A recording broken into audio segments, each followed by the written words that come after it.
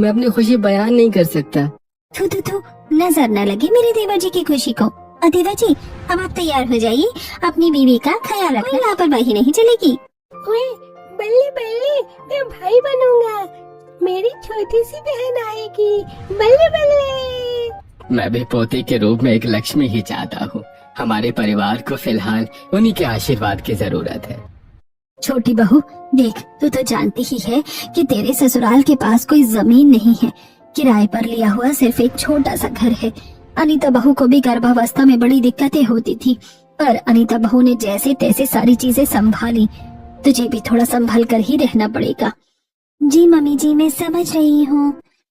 अपनी जवानी के दिनों से मेरा सपना था कि मैं पैसे कमाकर गांव में जमीन खरीदूंगा, पर तब से लेकर आज तक कभी किस्मत ने साथ ही नहीं दिया। बहुत मेहनत की और पैसे भी कमाए, पर कभी खाने में, कभी पुराने कर्ज में और कभी दवाइयों में पैसे खर्च हो जाते। फिर मैंने सोचा मेरे 2 बेटे हैं, 2 बेटे मेहनत करेंगे, एक की कमाई से घर चल जाएगा और एक की कमाई से हम अपनी छोटी कोई जमीन भी खरीद लेंगे। पर मैं बेटों को पढ़ा नहीं पाया और गांव में जमीन न होने की वजह से कोई हमें गंभीरता से लेता भी नहीं है। दिन भर की मेहनत मजदूरी के बाद 100 रुपए हाथ में दे देता है। ऐसे में मेरे दोनों बेटे भी अपना घर किसी तरह चला रहे हैं। अब तो मैंने आस छोड़ दी है कि जीते जी कभी अपने परिवार के पास कोई जमीन देख पाऊंगा। हाँ, पर मुझे पक्का पता है कि हमारे परिवार के पास जमीन जरूर होगी। पापा जी, आप ऐसा क्यों कह रहे हैं? हमारे पास भी जमीन होगी और बहुत बड़ी जमीन होगी, और आप भी उसे देखेंगे। बहू, इच्छा तो हमारी भी यही है, और अब तू ही देख कि ये खुशखबरी हमें 2 महीनों पहले मिल जाती। अगर आज हमारे पास जमीन होती तो हम अपनी कमाई करते। अपनी कमाई न होने की वजह से लोगों के घर मेहनत मजदूरी करके सिर्फ 5,000 रुपए कमाकर शहर में तेरी प्रेगनेंसी टेस्ट करने में हमारे दोनों बेटों को 2 महीने लग गए। मम्मी पापा, इतनी खुशियों के माहौल में भी आप लोग कैसी बातें करने लगी? खुशियाँ बनाए तक नहीं। प्रीति सही कह रही है, अब इस बात पर और चर्चा नहीं करनी है। बहू, मुझे लाल मिर्च लाके दे, मैं छोटी बहू की नजर उतारूं। शारदा नीलम की नजर उतारती है। ऐसे ही कुछ दिन बीतते हैं। 2 महीने से नीलम अब 3 महीने की प्रेग्नेंट हो जाती है, और गर्मी की दोपहर में अपनी छोटी सी झोपड़ी में पूरा परिवार चावल नमक तेल खा रहे होते हैं। मम्मी, तुम रोज मुझे चावल नमक तेल क्यों देती हो? कभी चावल के साथ सब्जी भी दिया करो ना। बेटा, अभी जो है वही खा लो। जिस दिन सब्जी होंगी उस दिन मैं सब्जी भी बनाऊंगी। अब चलो अच्छे से खाओ। कब हमारे घर में सब्जियां आएंगी? हमारी अपनी जमीन होती, अपनी खेती होती, तब ना हमारे घर में अनाज और सब्जियां होती। जंगल से घिरे इस गांव में कुछ ढंग का काम मिलता है, और ना ही हम इतने काबिल हैं कि शहर ही जा पाए। फिर वही बात, आप लोग खाना खाकर आराम कीजिए। हमारे गांव में हमें जो मिल रहा है हम उसी में खुश हैं। खाना खाकर अपने छोटे से घर में रामलाल, नीरज और अरुण लेट जाते हैं। वहीं प्रीति विकास के साथ खेलने चली जाती है, और नीलम बैठे बैठे झपकियां ले रही होती है। क्या हुआ देवरानी जी, आप ऐसे झपकियां क्यों ले रही हैं? दीदी, नींद लग रही है। अब तो जब देखो थकान लगने लगती है, नींद आने लगती है, और तो कभी नींद ही नहीं लगती है। अगर नींद लग रही है तो सो जाइए, बैठे बैठे झपकियां क्यों ले रही हैं? कैसे सो जाऊं दीदी, और कहाँ सो जाऊं? वहाँ ससुर जी और जेठ जी सो रहे हैं, और दोपहर का वक्त है, माँ जी जाग रही हैं। अब क्या इनके बगल में लेट जाऊं मैं? नहीं नहीं, ऐसा मत कीजिएगा, वरना अभी माँ जी का पारा गर्म हो जाएगा। कि बहू बात नहीं समझती है। थोड़ी देर इंतजार कीजिए, अभी कुछ देर में दोनों भाई काम पर निकल जाएंगे, तब आप लेट जाइएगा। कुछ देर बाद दोपहर की हल्की नींद लेकर दोनों भाई उठते हैं और काम पर निकल जाते हैं।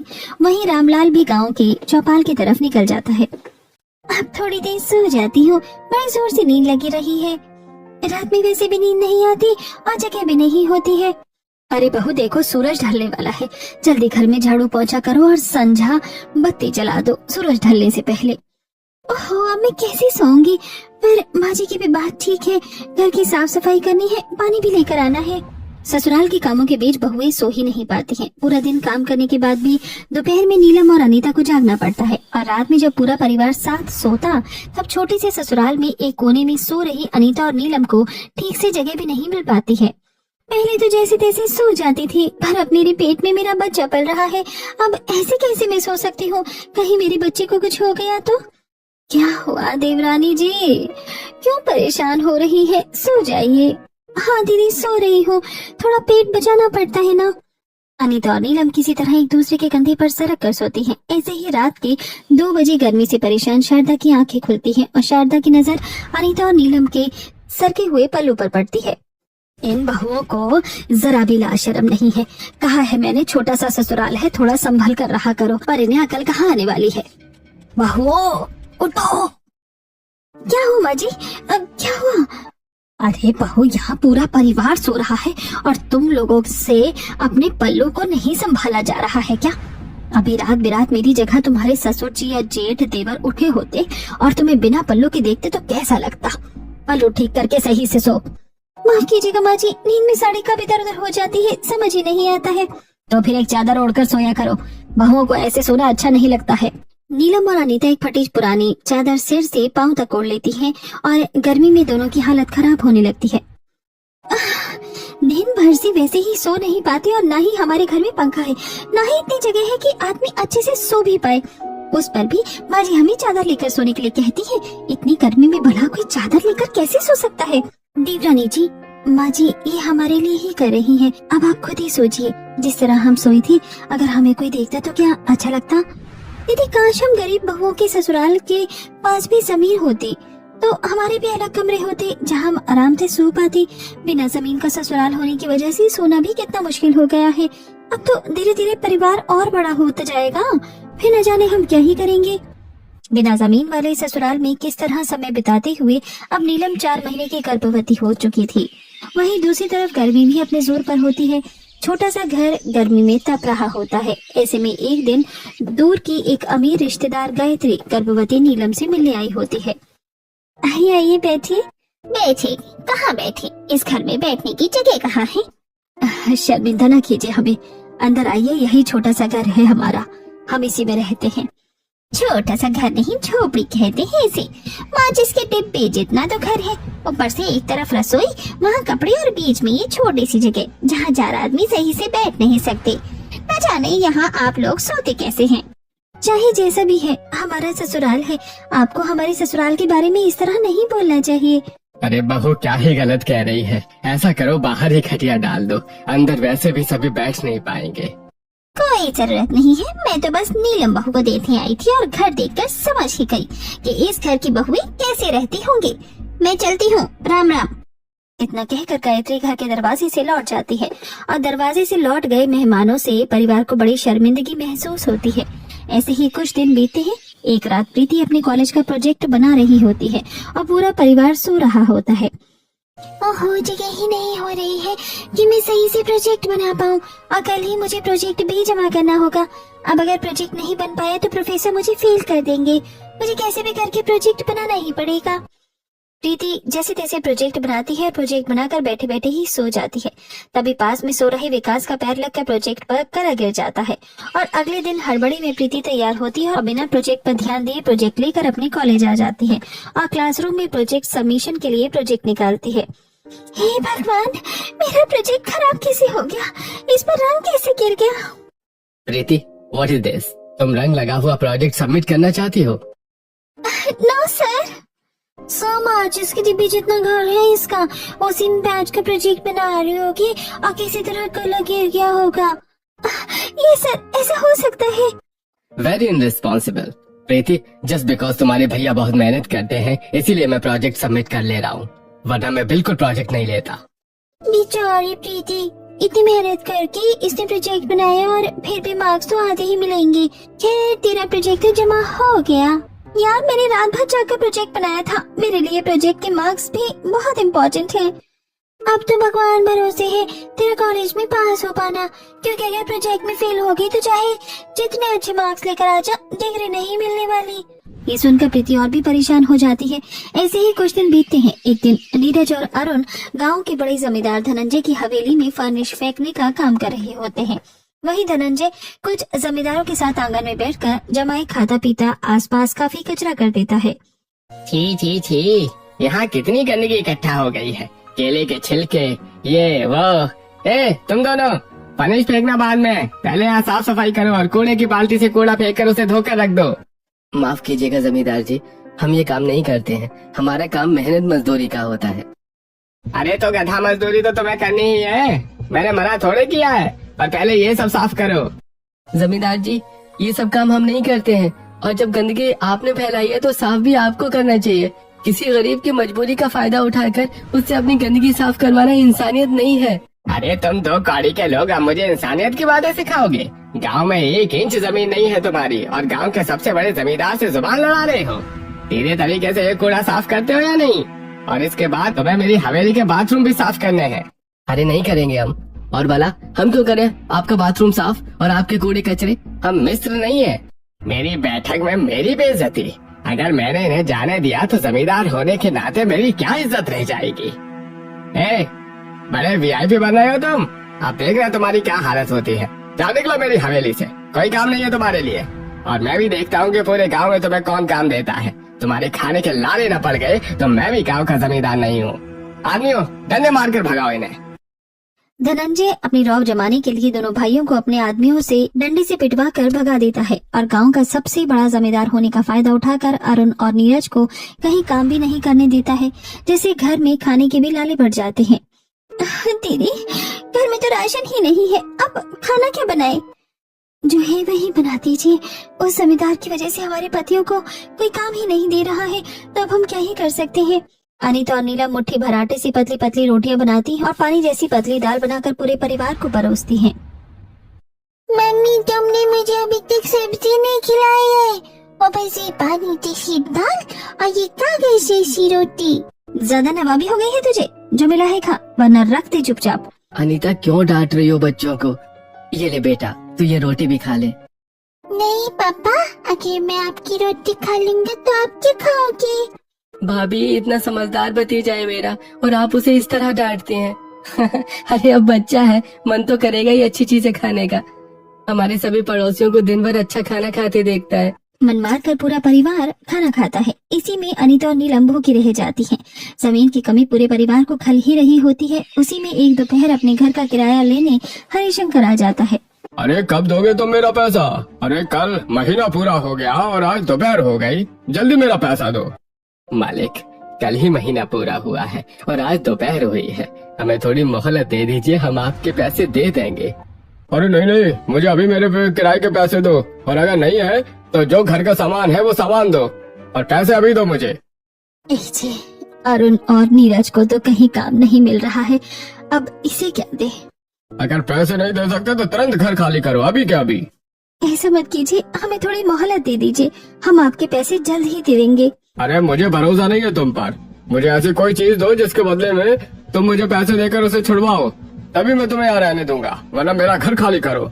ये कंगन चलेंगे, इन्हें बेचकर अपने किराए के पैसे ले लीजिएगा, और जब तक किराया पूरा नहीं होता तब तक हमें परेशान करने मत आइएगा। हाँ हाँ चलेंगे, दे दो मुझे। इस कंगन के पैसों में जितना किराया होगा उतने तक मैं तुमसे किराया मांगने नहीं आऊंगा। अरे ये क्या शारदा, हमारे परिवार का आखिरी सोना और मेरी माँ की निशानी वो कंगन ही थे। तुमने उसे भी उस लालची मकान मालिक को दे दिया। तो क्या करती मैं, खाने पीने के लाले तो पड़े ही हैं, ऊपर से हमारे पास कोई जमीन भी नहीं है। ऐसे में अगर वो हमें बेघर कर देता तो अपनी गर्भवती बहू, बच्चे और पूरा परिवार लेकर हम किसका दरवाजा खटखटाते। ऐसे ही रात होती है, पूरा परिवार सो रहा होता है, तभी बाहर से कुछ आवाजें सुनकर सबकी नींद खुल जाती है। ये इतनी तेज आवाज किस चीज की है? क्या हो रहा है बाहर? इतनी खतरनाक आवाज हुई है कि अचानक उठने की वजह से मेरे पेट में दर्द शुरू हो गया है। जरा देखो बाहर क्या हो रहा है। नीलम अनीता के सहारे खड़ी होती है और पूरा परिवार बाहर आता है। बाहर एक बुलडोजर गरीब परिवार के घर की तरफ बढ़ रहा होता है। अरे कौन हो तुम लोग? पीछे हटो, कहाँ आगे बढ़े जा रहे हो? हमारा घर टूट जाएगा, पीछे हटो। अरे भैया आप हटिए वहाँ से, वो पागल आपके ऊपर ही बुलडोजर चढ़ा देगा। अरे जल्दी हटिए। अरे ये हमारा घर तोड़ देगा क्या? नीलम और अनीता अपने पतियों को खींचकर अपने पूरे परिवार के साथ साइड में ले जाती हैं और बुलडोजर एक ही बार में गरीब परिवार के घर को ध्वस्त कर देता है और सरकारी ऑफिसर बुलडोजर से उतरता है। अरे तुम्हारी यह झोपड़ी अवैध निर्माण है, इसलिए हमने इसे तोड़ा है। क्यों बनाया था ये झोपड़ी यहाँ पर? अरे हमने नहीं बनाया, हम तो यहाँ किराए पर थे। अरे परिवार वाले हो तुम लोग, इसलिए तुम्हारी बात पर यकीन करता हूँ। अब निकल जाओ यहाँ से, वरना मुझे तुम्हें कस्टडी में लेकर पूछताछ करनी पड़ेगी, और मैं ये नहीं चाहता। अरे जाओ भागो यहाँ से। सरकारी ऑफिसर की राय मानकर पूरा परिवार रात में भटकते हुए दूर जंगल में एक पेड़ के पास आकर चांद की रोशनी में बैठ जाता है। गरीब परिवार की आंखों के सामने उनका आशियाना मिट्टी में मिल गया, लेकिन उन्हें नहीं पता था कि किस्मत उनके लिए एक नई दुनिया तैयार कर रही है। वो मुंझौसा मकान मालिक इसलिए सुबह इतनी हड़बड़ी में था। उसने सोचा 1 महीने का भाड़ा और ले लूं, और मैं बेवकूफ उसे अपने सोने के कंगन दे बैठी। करम जला कीड़े पड़े उसे। क्या माँ, आपने उसे अपने कंगन दे दिए हैं? पहले ही वो हमसे छोटे से घर का बहुत ज्यादा किराया लेता था और अब कंगन लेकर भाग गया। मिलने दो उसे, फिर सबक सिखाता हूँ। पापा मम्मी, अब हम कब तक यहाँ बैठेंगे? मुझे नींद लग रही है। हमारा घर कहाँ है? घर चलिए ना। बेटा तू मेरी गोद में सो जा, अब इतनी रात को हम कहाँ घर ढूंढेंगे। नीरज और अरुण की निगरानी में पूरा परिवार पेड़ के नीचे सो जाता है। अगली सुबह सबकी आंख खुलती है। पूरा परिवार खुद को एक घने और गहरे जंगल में पाता है। चारों तरफ बड़े बड़े आम और दूसरे फलों के पेड़ होते हैं, जिनके तनों में लकड़बग्घों के पंजों के निशान होते हैं। रात के अंधेरे में हम इतने बड़े जंगल में कैसे आ गए? यहाँ तो काफी बड़े बड़े पेड़ हैं और सभी पेड़ों पर अच्छे आम भी उगे हैं, पर लकड़बग्घा के पंजों के निशान भी हैं। इतने इंसानों के बीच लकड़बग्घा नहीं आते, इसीलिए हम सुरक्षित हैं और फिलहाल तो हमारी भूख के नामों और जंगल के दूसरे पेड़ों पर उगे फलों से मिट सकते हैं। भूख तो हमारी मीठी जाएगी, और हम रहेंगे कहाँ? उस धनंजय ने तो गांव में सभी को हमें काम देने से मना कर रखा है। ऐसे में कोई भी हमें अपनी जमीन में रहने के लिए घर कैसे देगा?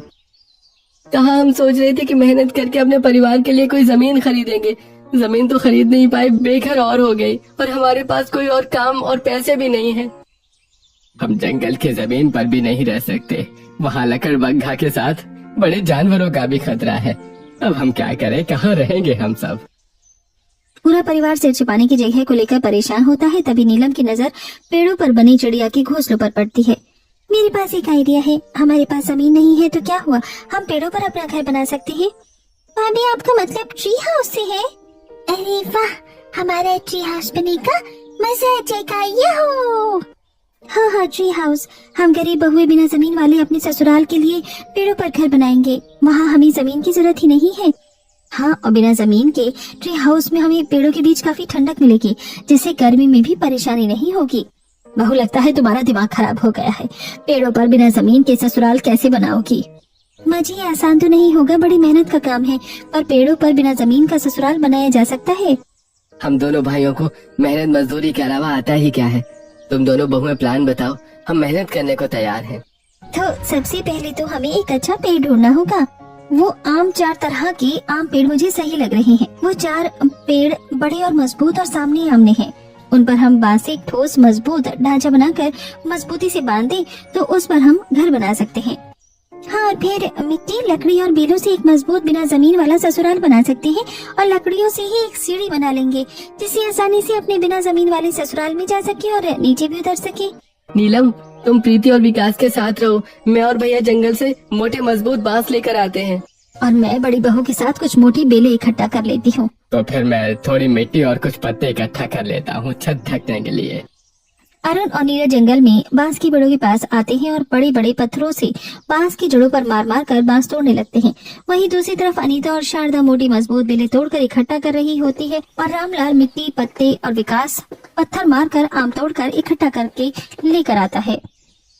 ये देखिए, मैंने कितने सारे आम तोड़े।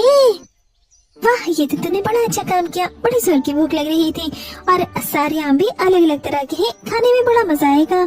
पहले ढांचा बना लेते हैं ना, न जाने कब कोई जंगली जानवर आ जाए। आप लोगों को पता है ये बांस बड़े मजबूत है। इतने बड़े बड़े पत्थरों से कई बार मारा है, तब जाकर एक बांस टूटा है।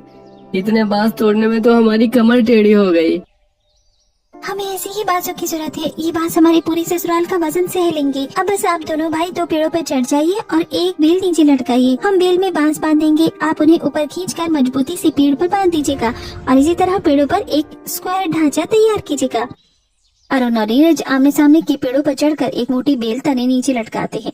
इसमें अनीता और नीलम बांस बांध देती हैं। दोनों भाई बांस ऊपर खींचकर एक दूसरे के पेड़ की तरफ बढ़ाकर पेड़ों में बेलों से बांध देते हैं उसे। ऐसे ही चारों पेड़ों पर एक चौकटा फ्रेम तैयार करते हैं। फिर उस फ्रेमों में बांस बांधते हुए एक मजबूत ढांचा तैयार कर लेते हैं। फिर लकड़ी की सीढ़ी बनाकर सभी सदस्य सारा सामान लेकर ढांचे पर चढ़ जाते हैं। हम सभी आम खा लेते हैं। फिर माँ जी, पापा जी, आप दोनों बैठकर छत तैयार कीजिएगा और हम सभी 4 दीवारी तैयार करेंगे। पूरा परिवार जंगल के मीठे आम खाता है। फिर रामलाल शारदा छत तैयार करने लगते हैं और सभी मिलकर मजबूत लकड़ियों को बिलों से बांधते हुए 4 दीवार खड़ी करते हैं। उसके बाद चारों दीवारों को आपस में और पेड़ों से बांधकर ऊपर लकड़ियां, मिट्टी और पत्तों से बनी छत लगाते हैं। घर में खिड़की, दरवाजे और अंदर सभी के लिए अलग अलग बड़े कमरे होते हैं। वाह बहू, आखिरकार तुमने अपना बिना जमीन वाला ससुराल बनाकर तैयार कर ही लिया। ये तो काफी अच्छा लग रहा है। अरे वाह, इको बुआ, यहाँ कितनी सही जगह। अब मुझे अपना प्रोजेक्ट भी खराब नहीं करना होगा। अब मम्मी और चाची को जब नहाना होगा वो अपने कमरे में जाकर नहा लेंगी। हम लोगों को घर से बाहर नहीं जाना पड़ेगा। अरे बेटा, हम अपने कमरे में जाकर क्यों नहाएंगे? हम नदी के किनारे जाकर नहा सकते हैं और अगर यहाँ नहाना है तो नहाने के लिए एक अलग बाथरूम बनाएंगे। मम्मी, हम एक बाथरूम बना ही लेते हैं, जिसका जैसे मन करेगा वैसे नहाएगा।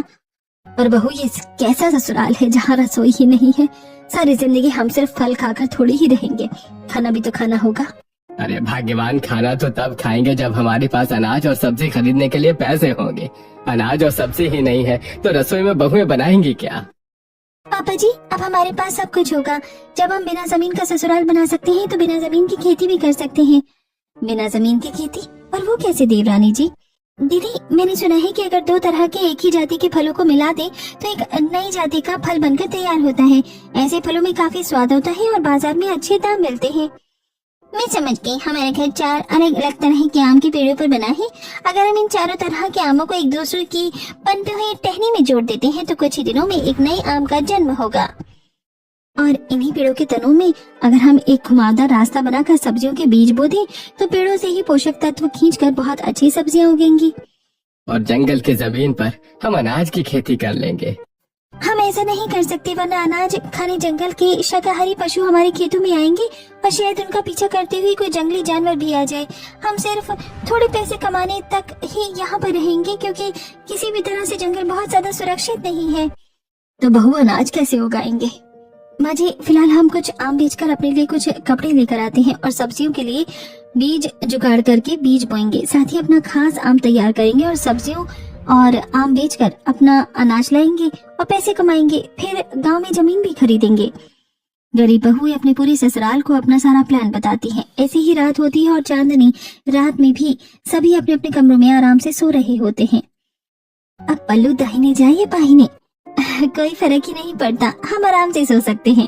अब गर्मी में भी हमें चादर ओढ़ने की जरूरत नहीं है। बिना दाहिने बाहिने देखे हम अपने पतियों के साथ सो सकते हैं। रात बिताती है। अगले दिन अनीता और नीलम अपने पतियों के साथ चारों आम के पेड़ों से कुछ आम तोड़ती हैं और नीलम अपना पेट संभालते हुए धीरे धीरे सभी के साथ नीचे उतरती है और फिर चारों गांव में आम बेचने आते हैं। वहीं नीलम और अनीता गांव के सरकारी स्कूल में मिड डे मील बनाने का काम ले लेती हैं। वाह दीदी, मान गए आपको। जिठानी आखिर जिठानी ही होती है। सब्जियों के बीज इकट्ठा करने का और पैसे कमाने का क्या प्लान बनाए हैं आपने? बच्चों का मिड डे मील बनाने से हमें पैसे भी मिल जाएंगे और इन सब्जियों से हम बीज भी इकट्ठा कर लेंगे। एक तीर से 2 निशाने लग गए। देवरानी जी, 2 नहीं 3। तीसरा, हम मिड डे मील बनाने पर खाना भी मिलेगा हमें, जिससे हमारे आज ससुराल का पेट भी भर जाएगा और हमारे पतियों ने जो आम बेचे होंगे उन पैसों से कपड़े भी आ जाएंगे।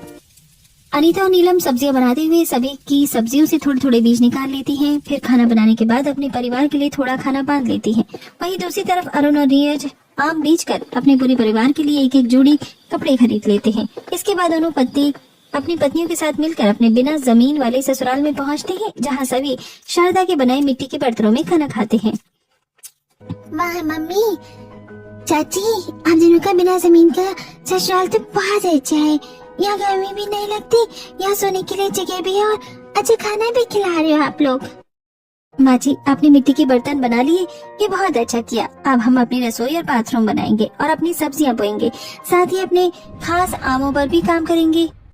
खाना खाने के बाद अनीता और नीलम पास के एक पेड़ पर लकड़ियों को आपस में बांधकर बेल से पेड़ पर लटकाकर हवा में झूलती हैं और रसोई बनाती हैं। फिर दूसरे पेड़ पर 4 दीवारी खड़ी कर बाथरूम बनाती हैं। नीरज और अरुण शारदा की बनाई मिट्टी के घरों में पानी लाकर दोनों बहुओं को देते हैं, जिससे नहाकर दोनों कपड़े बदलती हैं और फिर सभी पेड़ों में घुमावदार रास्ता बनाकर सब्जी के बीज लगा देते हैं और 2 नई उगी हुई आम की टहनियों को एक दूसरे जाति के आम की टहनी से बेलों में बांध देती है। अब बस कुछ दिन और हमारे पास अपनी सब्जियां होंगी और एक खास प्रकार का आम होगा, जिससे हम बहुत पैसे कमाएंगे और अपने ससुराल के लिए जमीन खरीदेंगे। ऐसे ही जंगल में आमों को बेचते हुए बहुएं 20 दिन बिताती हैं। अब बहुओं के बिना जमीन वाले ससुराल में एक नई जाति के कई सारे लोग आ ही जाते हैं। काफी बड़े और रसीले होते हैं। वहीं ढेर सारी पौष्टिक सब्जियां भी उगी जाती हैं। वाह बहू, तुम लोगों का प्लान तो कामयाब हो गया। मैंने सोचा भी नहीं था कि बिना जमीन का ससुराल बनाया जा सकता है, खेती की जा सकती है। और ये आम तो देखने में ही बड़े स्वादिष्ट लग रहे हैं। मम्मी आम तोड़ो ना, हम खाकर देखते हैं आम कैसा है। पूरा परिवार अपनी खास तरह के आम तोड़ता है और सभी आम खाते हैं। वाह भाभी, कितनी रसीले मीठे मजेदार आम है, मजा ही आ गया। भाई, उन आमों के तो लोग दीवाने हो जाएंगे, दुगने दामों में खरीद लेंगे। कितने में बेचेंगे हम ये आम?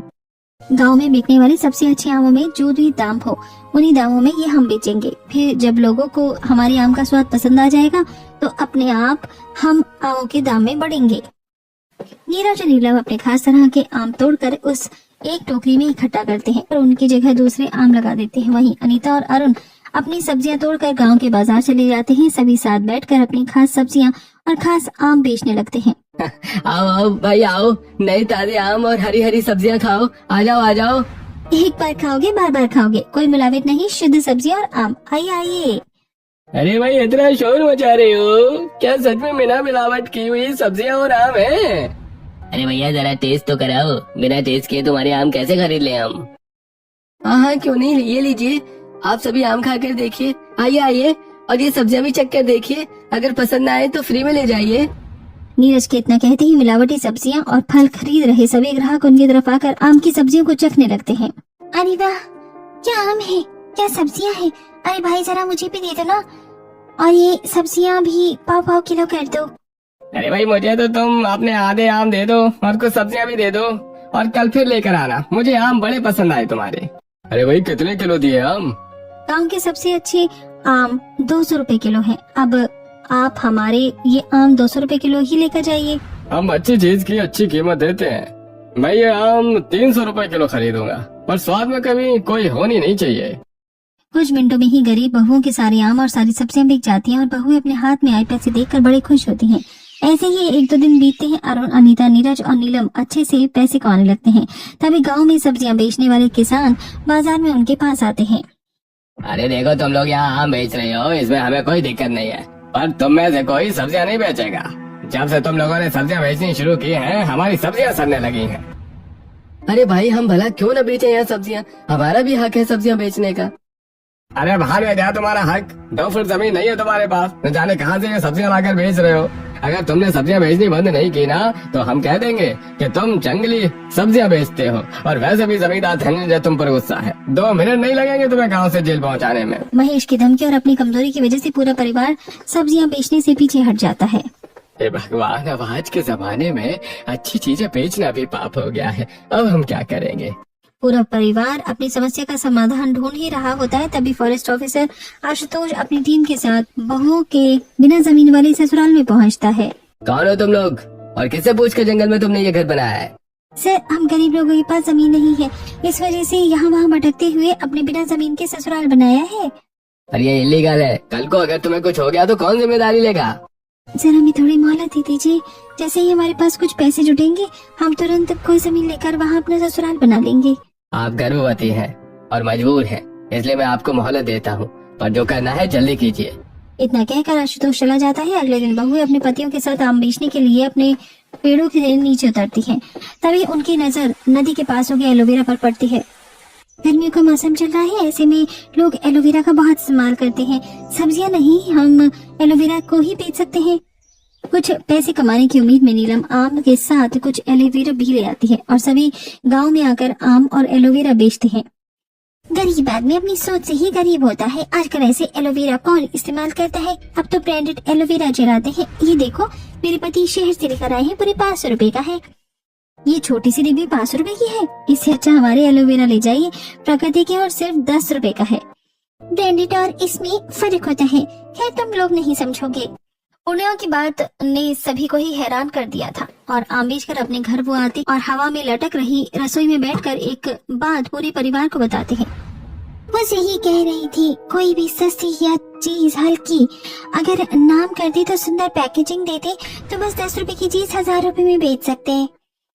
अगर ऐसी ही बात है तो हमारे पास इतनी सारी एलोवेरा है, क्या हम एलोवेरा से अपना बिजनेस नहीं कर सकते? बिल्कुल कर सकते हैं, पर उसके लिए आपको पहले एलोवेरा के कई खास चीज बनानी होगी, उसके पेटेंट करवाना पड़ेगा। ये सब शहर जाकर ही होगा। ठीक है, तो फिर हम अब बहुत खास एलोवेरा जेल बनाएंगे और उसे बेचेंगे। अगले दिन नीलम और अनीता नदी के किनारे ढेर सारे एलोवेरा के पौधे लगाती हैं और उगे हुए एलोवेरा को 2 लकड़ी के ड्रम में इकट्ठा करती हैं। एक में चंदन, एक में गुलाब की पंखुड़ियां मिलाती हैं। फिर बाजार से खरीदे सुंदर डिब्बे में एलोवेरा जेल भरती हैं और अपने पतियों के साथ शहर जाकर अपने प्रोडक्ट को वेरीफाई और रजिस्टर करवाती हैं। और शहर का एक बड़ा ब्रांड अनीता नीलम से उनके aloe vera gel herbal aloe vera gel के नाम से बेचने और गाँव में एक बड़ी जमीन खरीद कर अपना सुंदर ससुराल वो बनाती है। बहुआ, तुमने कहा था ना कि मुझे जीते जी अपने परिवार को जमीन लेते हुए दिखाओगी। आज मुझे ऐसा लग रहा है जैसे मैंने नहीं, मेरी बहुओं ने पूरी जिंदगी का सपना पूरा कर दिया हो। गरीब बहुएं अपनी मेहनत और लगन से अपने बिना जमीन वाले ससुराल को न सिर्फ जमीन दिलाती हैं बल्कि गांव में मान सम्मान भी दिलाती हैं और अपने ससुराल में हंसी खुशी जीवन जीती हैं।